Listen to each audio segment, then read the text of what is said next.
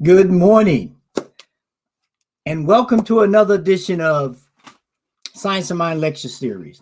I trust everyone is having a great morning. I'm so glad to be here. It's a glorious day here in Colorado, and air is crisp, and everything is in line with the divine. And so, just so glad that you are here with me this morning, and looking forward to diving into this topic for today of using the flow. And so, as you know, if you've been with us for this month, this whole month has been about the flow. There's this section on with the first, we started out with accessing the flow, and then we looked at how do we embrace it once we've accessed it. And today we're going to look at how do you use the flow? How do you take that access and embracing it and put it into play in your lives? And so just kind of setting the tone, and before we get too far down this track, let's just take one step back and take a deep breath, and let's get prayed in and prayed up so that we'll be open to the divine mind of God that will flow through us. And so right here, right now, we take this moment to recognize the power of God, the power of the thing itself, that thing that allows us to be animated and to move and to have a way in the world.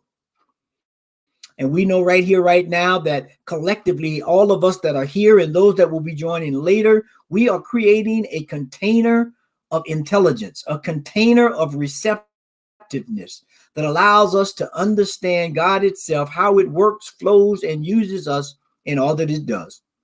And so we just allow that to be. We say yes to it. We say, okay, we are ready, willing, and able to be a vessel for the divine. And so with that, we say, and so it is, amen.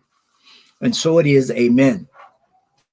And so this morning, as we look at this whole idea of flow and using it, which is the key thing, we all kind of understand that there is a flow. We've all had that moment where we understand that life is moving at a pace, at a rhythm that allows us to just either get into it and move with it, or just, kind of sit back and relax and let it take us. And so I think the appropriate way to start this thing, for us understanding first what the flow is and how we can relate to it before we step into using it, just as a reminder. So one way that I like to describe it is flow is actually what the universe is. It's what God is. It is a energetic system of intelligence that has created all things. And unlike the way we used to view the world in a Newtonian fashion, not that those laws don't exist or apply, but that was only part of the system. The system itself is an energetic system, not billiard balls that we hit against one another and cause all these chain reactions. But it is more like a pattern of energy, or energy that takes on different shapes and different patterns to express itself. Now, that may be a new way of expressing, or a new way of looking at things for a lot of us, because we've been taught in a Newtonian fashion that there are these moving parts that need to be manipulated in the world that will allow us to either be successful or have a relationship, that there's these parts. And if we can get all these parts in the right alignment, then we could be successful. Then we could have prosperity. Then we could have health. But I'm here today to submit that that's not quite the whole picture, because these things that we are talking about are really patterns. And I think they were a little bit misunderstood and labeled as things because of the world that was inherent when our leading scientists back in the day set forth this whole motion. But another way is to think of it as the whole universe. God itself is this this system of energy, this one energy that displays itself in many different patterns. And these patterns, like all energy, are in a constant state of flow. Constant state of flow. And so, because we understand, and once we tap into this flow concept, we understand that the universe is one great energy. There's a give and take. There's a rhythm. There's a polarity to all that happens. And we've tried to come up with various names like God or Brahman or the Tao or various names to try to capture the essence of it and put it in this kind of mysterious way, or this elusive term that allows it to continue to unfold. And for me, I think one of the best ways of describing it really is the Tao. Especially if we start looking at the yin and yang symbol of the Tao that shows this flow of life. It patterns this. It shows this pattern and flow of life. Now, when we look at the Tao, it literally gets translated to the way or the path or the course. And no matter how you define that, if you've ever been on a path or a course, it has a flow to it. And so I think it really, really describes this whole idea of flow very carefully, very precisely, and very accurately, I think. And so let's just take a moment right there and think about what flow is. Now, I like to think of it, and I think one of the better ways to describe it is to think of an ocean. So we have this vast body of water, and in that vast body of water, which is a pattern based on the mold that it has been poured into, and then there is an energy flow that often moves across the water that causes the ocean to produce waves. And those waves produce sprays, and those sprays produce droplets, and on and on. And so when we look at the spray from the ocean wave, although it may not look like the ocean, it is the ocean in action. It is the ocean in motion, if you will. And so now if we take that translation and apply it to ourselves, that's what we are. We are waves or droplets or sprays of this energy pattern called the divine, called God, called Brahman, called the Tao. And none of those names really fit because it's very difficult to describe. But let's suffice it to say that we'll use those for now.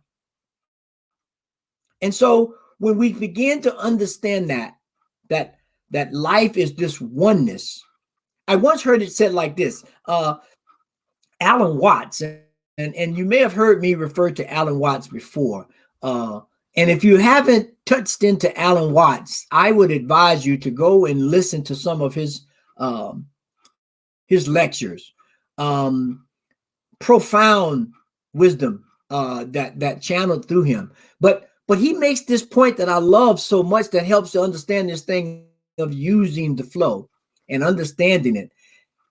He said, often we look at the concept of a bee and a flower as two distinct things, two things that are mutually exclusive.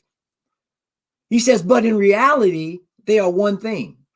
They are one organism. They are one flow or one pattern that exists in the universal energy.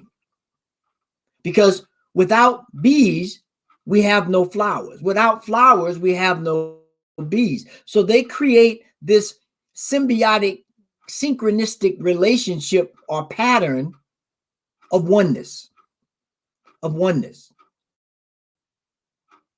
And that can also be applied to us if we want to get a better understanding of it. It's like our head and our feet are two separate things, if you will, but in reality, they're one. They came into existence at the same time.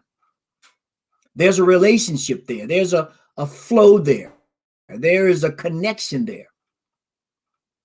And once we can begin to look at the world in this pattern, we begin to see that we are not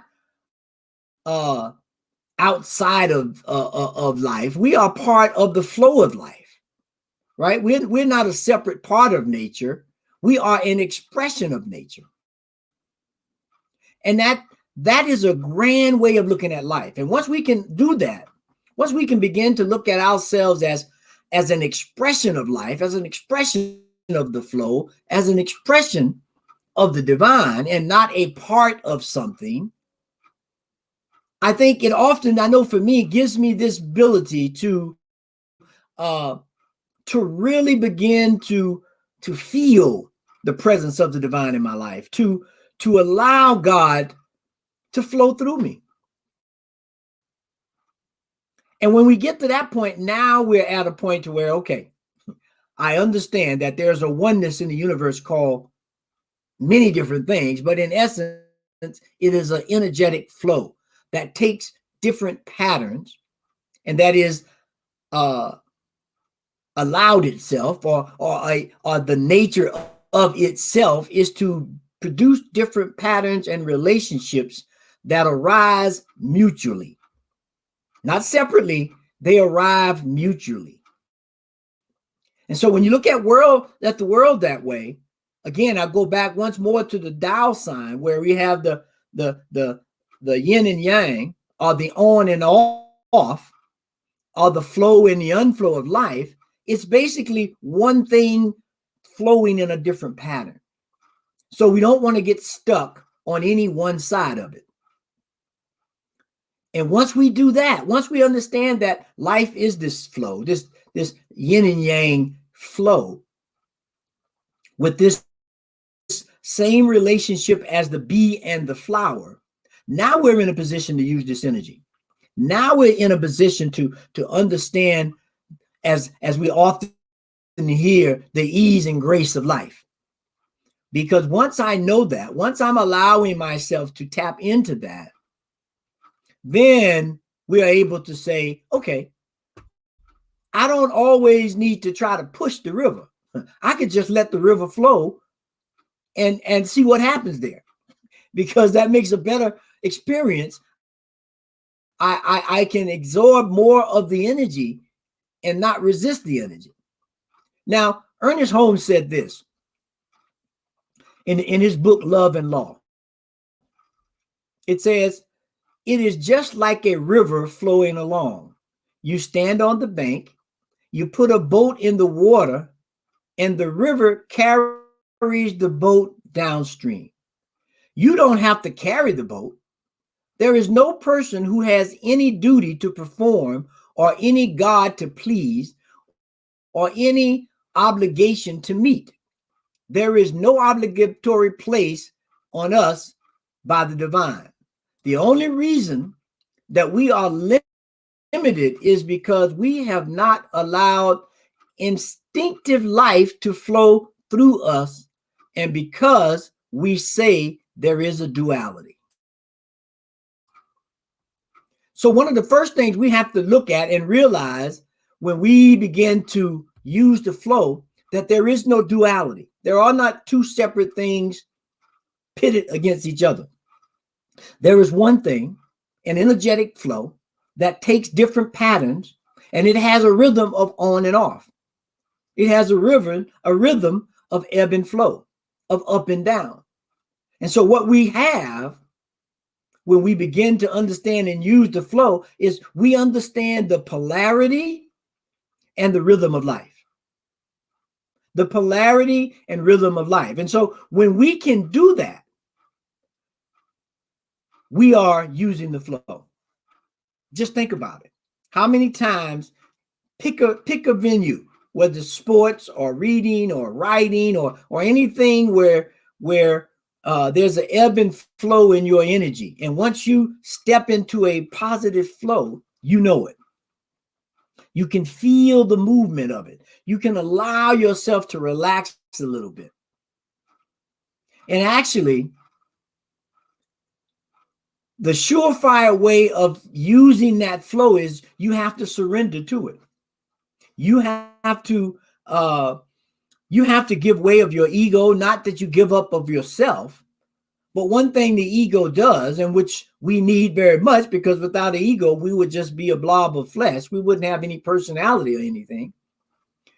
But when we allow that to subside and not take front center, we allow things to flow a lot easier, because I'm a lot less self-conscious. I'm a lot less judgmental. I'm a lot less critical of life and the things going on around me. And as we know, if you just think about it, think about any time that you tried to do something really hard or really well, or you tried to make this great impression on somebody. Even though you thought you was in this container, right? There's a tension in the body. There is a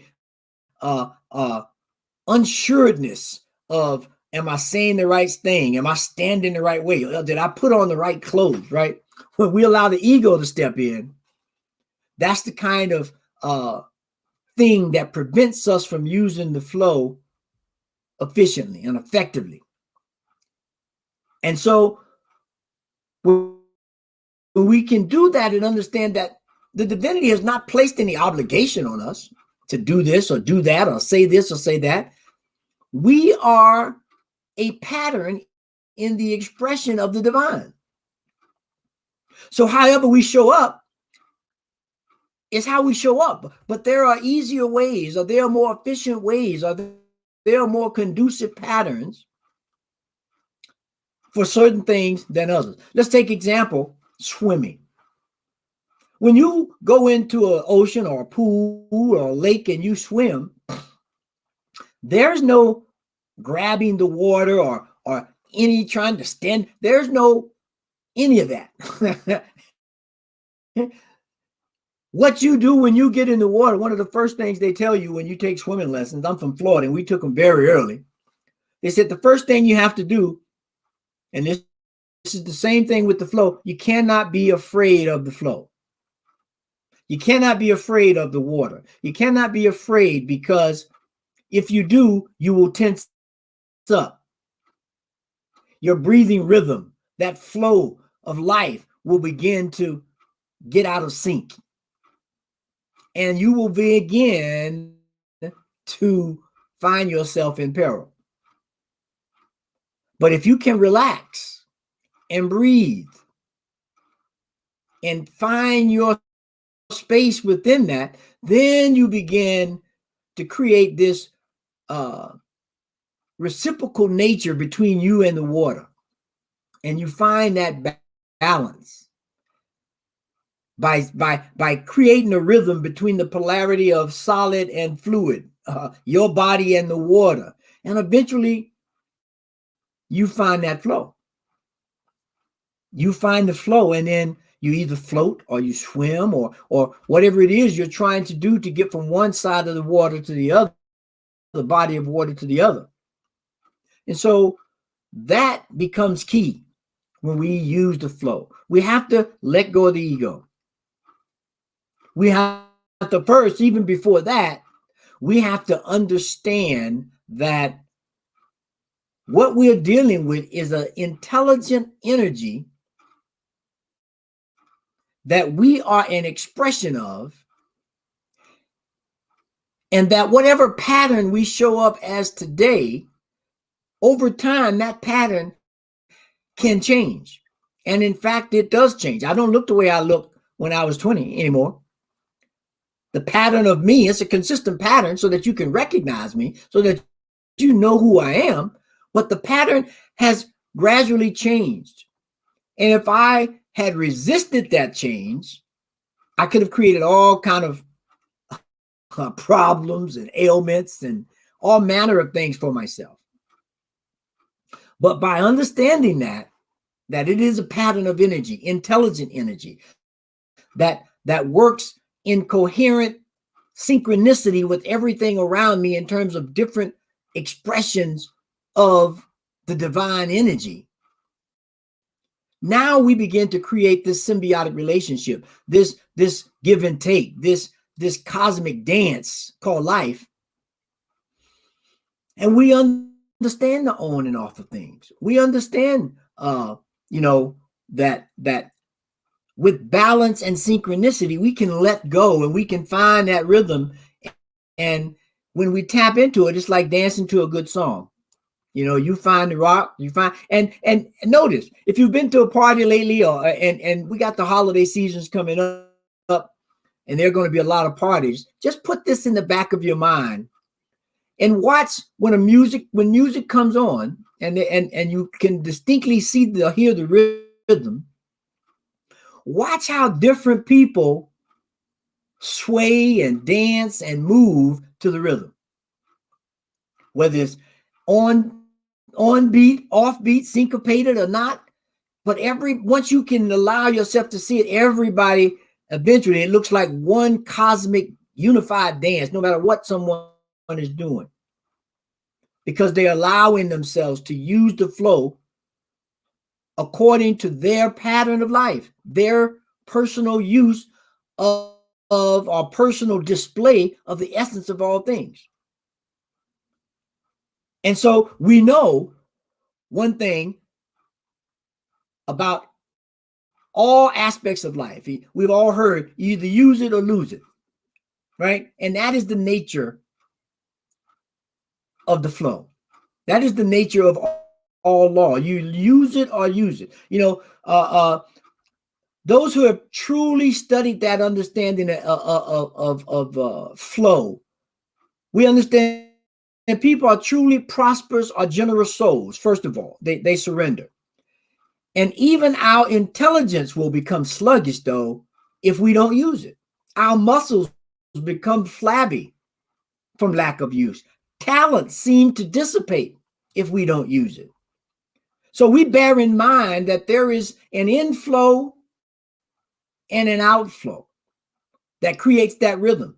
So the more we can pass on blessings to others and compliments, and the more we can allow patterns of uncomfort to come in, because they will, but not hold on to them. We just let them flow out. And again, we create that cosmic dance that allows us to move, that allows us to be in sync, and allows us to put ourselves in right relationship to our environment. When that happens, that is, as we say, poetry in motion, right? We've all heard this story, and there probably were several of these stories about Michael Jordan. And now we can probably add Kobe Bryant to that list. And basketball is a good way of displaying what that flow looks like and how you use it. In that, when we see this poetry in motion, when we see people using the flow, it's like artistry. They do things that, with their bodies and stuff, and you say, I don't know how they did that.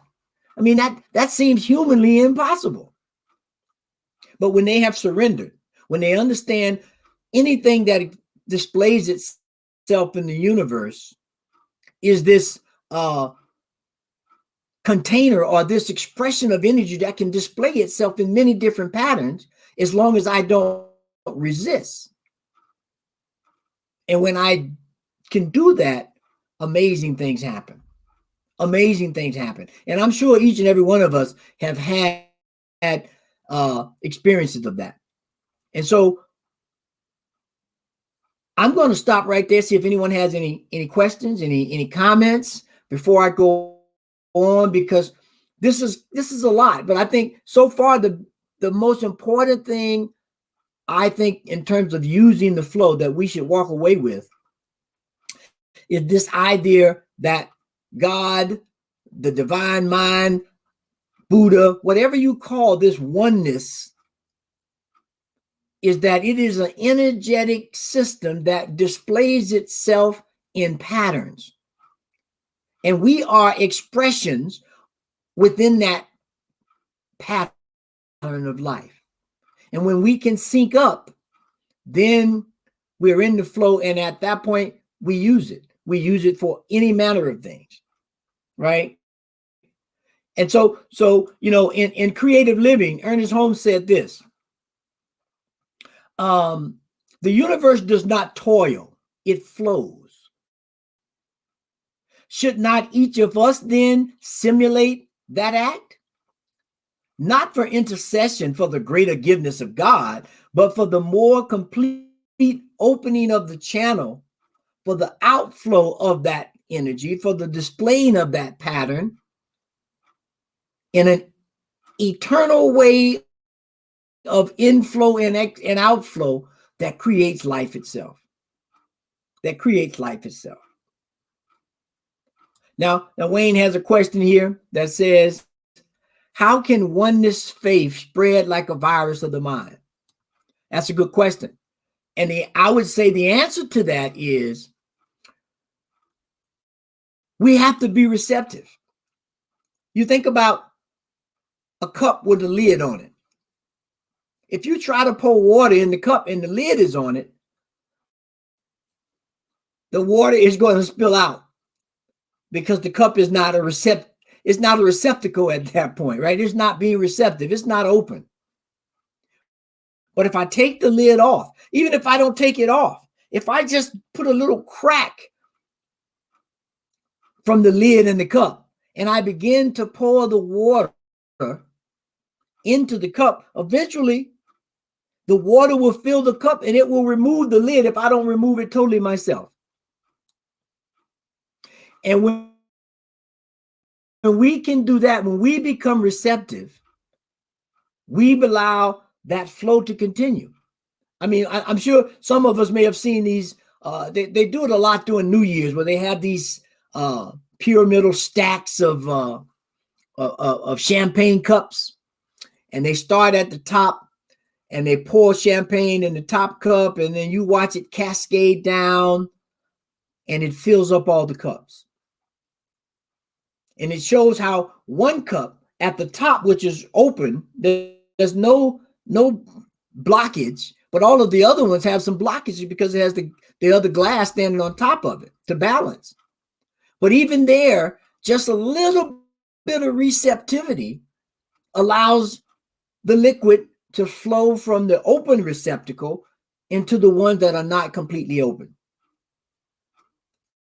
And so when we become open and receptive to the divine flow, understanding the energetic patterns of life and God and the divine and all the names that we've given this intelligence, then we begin to create this, as you say, virus of the mind that allows other people to witness us and to get some of our flow into them, because it's only a pattern that's changing. As paint changing. In one of Holmes' readings, he says this: life flows into everything, through everything. It passes into every human event and translates itself through every human act.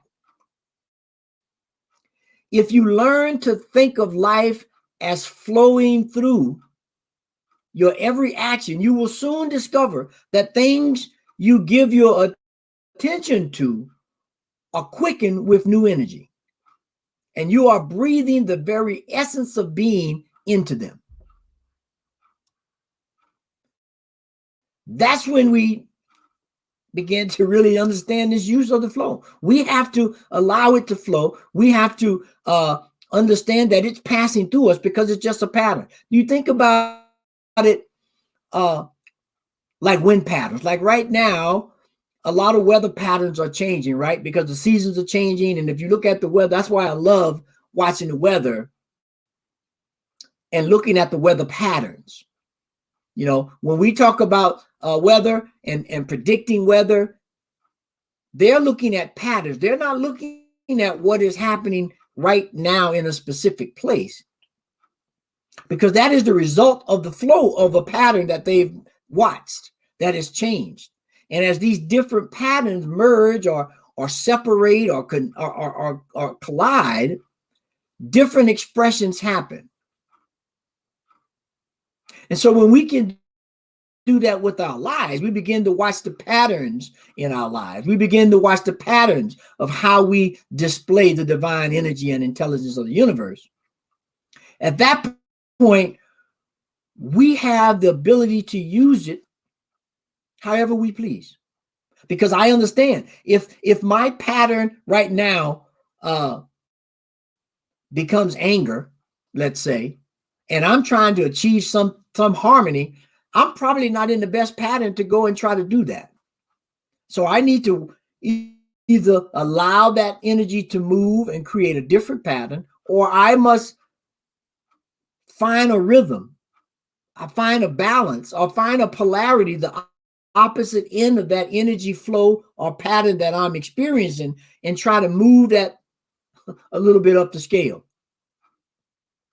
Because that's when we begin to play with this thing, and we begin to understand it, and we begin to use it in a way that allows us to be successful. That allows us to be successful. And that's the key. And so I'm gonna give 7 little things here. And I'll put them in the chat so that you can see them. And I forgot where I got these from, but they're very succinct in how we use the flow. And the first one is that everybody has their own unique flow, their own unique pattern. Sometimes we call that our destiny. But we must remember we have our own unique flow, our own unique pattern. And when we can follow that and not try to emulate someone else, or not try to cut somebody else down because we think their flow is better than ours, we step back to that remembrance, as we said earlier, about the butterfly, about the bee and the flower. If one cuts the other one off or gets jealous of the other one, both of them will cease to exist. Both will cease to exist because they are one organism, if you will. They are one entity just expressing themselves in 2 different ways. So that's the first thing. We have our own unique flow, and we must fall into it however we can. The second thing is, this flow is about living in harmony with you. And by that, you're already in harmony with everything else. The bee is just being the bee. It's not trying to be a flower. But by being itself, it is attracted to the flower, and it knows that the flower has something inherently that supports it. And the same thing for the flower. It knows inherently that the bee helps it. And so here we go with this flow, this on and off, this give and take of life that we must find and follow for ourselves. The third thing is, when you live in alignment with this flow, the whole idea of fear and worry begins to drop away. Now, why is that, you think? It begins to drop away because we are understanding that everything is in mutual relationship. We're not an amalgamation of a bunch of things. We're an energetic flow between everything. The next thing is, when we live in opposition to the flow, then we struggle. Then we find it hard. Then that's when, and our tendency is to make it worse because we complain and we judge and we criticize, and that creates a non-receptive container for the flow. And when we do that, the next thing is understanding this ebb and flow, this on and off of the energy pattern of life. And once we can do those first things, understand that we have our own unique flow, that we are the flow. We are in harmony with life when we get in touch with ourselves, because it's just one pattern.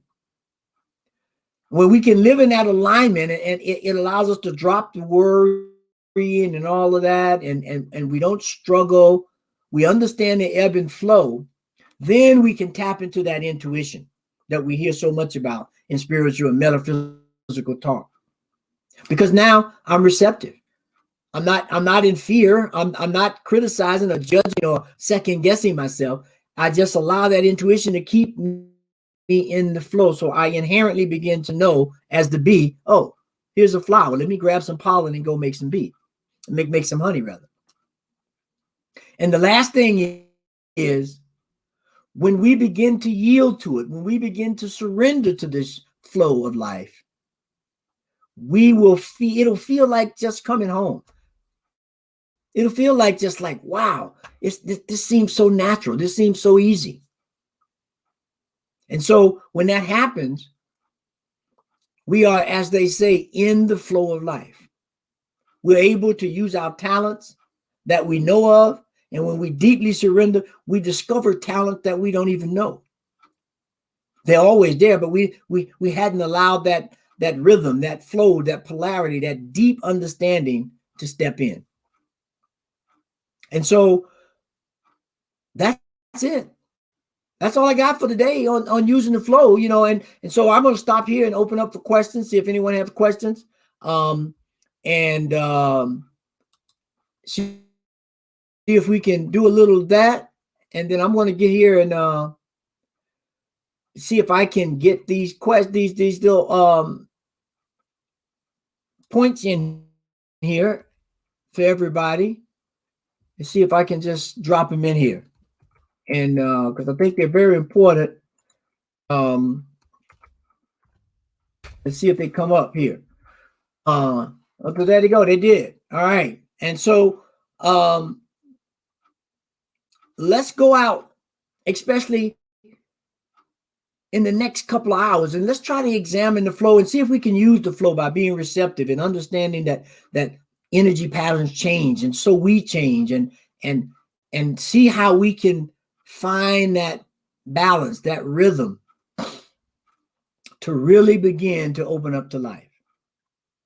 And Wayne has a question here. He says, what harmonizes the monkey mind?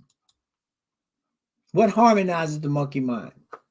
Well, I would submit that one of the things that harmonizes the monkey mind is to step back from it, understand that it is just a pattern that is flowing through, like a cloud, like a dark cloud going across the sky. You never see a cloud that comes and just stays there. It comes and it flows right across. And so I would submit the same thing with the monkey mind, is that it is an energy pattern that has shown up, and that we need to step back, breathe, and allow it to just flow through. Feel into it, let it flow through, and then we can begin to recognize it as a pattern. And then, just like forecasting the weather, I can tell when certain high pressures and low pressures and dew points happen. I can tell if it's going to rain or not, or if there's a higher chance of rain than not. And then we can begin to come into a divine relationship with the monkey mind, because there's nothing wrong with the monkey mind per se. It has a purpose. It is a pattern of energy of the divine. It is understanding our relationship to it that really matters, and that really allows us to work with it and in a symbiotic bee and flower relationship, as opposed to an antagonistic relationship. And yeah, so that was a good question, and that's pretty much everything in life. Whether we look at anger or fear or doubt or self-criticism, these are just patterns of energy that are flowing through us. That is part of the greater energy of the divine that's flowing through everything. And we're now in that season where we can begin to really understand this idea of flow as things change. The flowers cease to bloom, and the trees begin to shed their leaves, and all of that energy pattern that was shown externally, it now begins to represent itself internally, to preserve itself for the new weather patterns that are coming in, the snow, the winds. And in an appropriate time, it opens up and it starts a new pattern, new leaves, new flowers. And so that's what we are here to do in that same manner.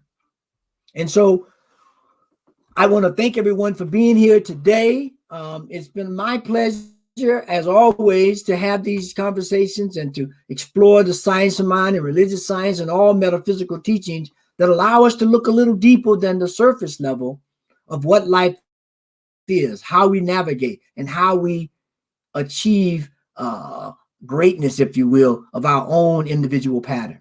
And so now next week, please join us as Reverend Victoria will talk about how do we share this flow with others. And be that person, place, thing, or situation, we have the ability to share this with others. And when we can begin to do that, it kind of goes back to the question that I think Wayne asked earlier about how do we create this like a virus of the mind, if you will. That's how we begin to share this knowledge. We begin to share this energy. We share the experience of being in the flow and allowing the flow to be itself, which is all there is. And when that happens, and we begin to share it by exhibiting it and displaying it and observing it in other things and other people, then we can create that ever expanding flow of energy that will encapsulate the world and allow us to transform to another level of human understanding and human expression. And so with that, I say thank you for being here. Please join us next Saturday at 9 a.m. Mountain Time for the next series. And I hope I've given you some ideas about how to not only deal with the rest of the day, but deal with the rest of our life.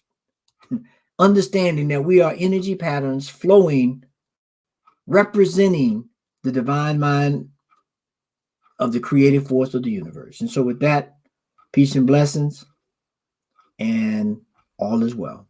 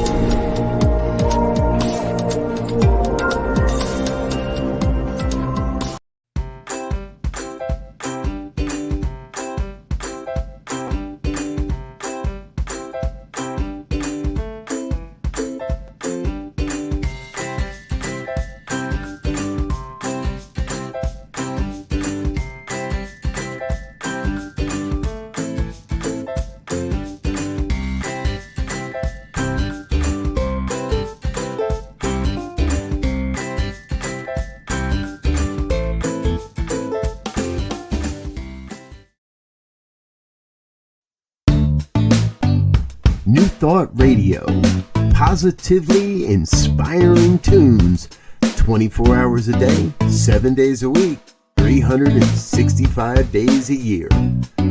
Listen anytime at ntmedia.org. New Thought Radio, positively inspiring.